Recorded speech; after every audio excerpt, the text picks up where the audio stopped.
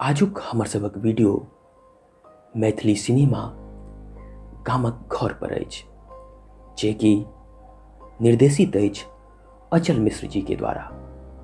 ई cinema बहुत तेजी से मिथिला देश आ विदेश में प्रचलित भ रहल अछि। तऽ आओ जानै छी किए अपने सब लोकनि के ई सिनेमा देखबाक चाही। लेखक, निर्माता, संपादक आ निर्देशक अचल मिश्र के पहिल सिनेमा गामक घर भीनी भावना में बनल मैथिली सिनेमा अछि।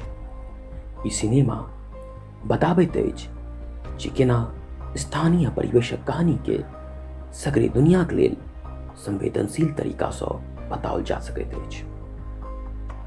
ई सिनेमा मिथिला के माधोपुर गामक कहानी अछि। मुख्य रूप से ई 3 दशक के कहानी अछि।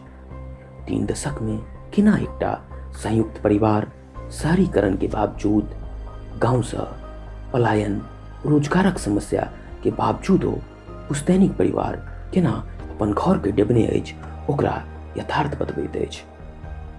एहि सिनेमा के निर्माता छथि, संपादक छथि आ निर्देशक छथि अचल मिश्र जी। एहि फिल्मक कलाकार अभिनव झा जी, चंद्रमोहन जी, मीरा जी, प्रशांत राणा जी, सत्येंद्र झा जी, अन्नू सिंह जी, सोनिया झा जी, विक्रम सिंह जी आ सत्यम झा जी छथि। एहि फिल्म के सिनेमेटोग्राफी कयलथि है आनंद बंसल जी। एहि फिल्म में संगीत दिलैथ है अंशुमन शर्मा जी। ई सिनेमा मिथिला मखान के अपार सफलता के बाद ई दोसर एहन सिनेमा अछि जे अतेक प्रचलित भ रहल अछि। ई सिनेमा के मशहूर कॉमेडियन जाकिर खान, कलाकार पंकज त्रिपाठी आ मशहूर फिल्म जर्नलिस्ट अजय ब्रह्मात्मज जी के द्वारा सेहो बहुत सराहल गेल अछि।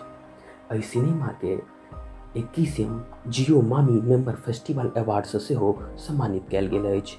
एहि सिनेमा के 20वीं न्यूयॉर्क इंडियन फिल्म फेस्टिवल में बेस्ट डायरेक्टर के अवार्ड सेहो देल गेल अछि। साउथ एशियन फिल्म फेस्टिवल में बेस्ट फीचर फिल्म आ इंडियन फिल्म उत्सव 2020 में बेस्ट फीचर फिल्म आ most anticipated film by debut director विक्रय अवार्ड से सेहो सम्मानित कयल गेल अछि। एहि सिनेमा मात्र 99 रुपया में अपने लोग देख सकै छी cinemapremium.com पर। तऽ इस सिनेमा के जे माध्यम अछि से ऑनलाइन माध्यम से OTT प्लेटफॉर्म से cinemapremium.com पर अपने लोग देख सकै छी मात्र 99 रुपया में। ई सिनेमा मैथिली कहावत पुरान घर खसे नव घर बने के जीवंत केलैथ है, यथार्थ केलैथ है। ई सिनेमा बनेबाक लेल तमाम जते कार्यकर्ता छथि, जते सेनानी छथि, सबसे प्रमुख एहिमे अचल मिश्र जी के बहुत बहुत धन्यवाद दै छियै।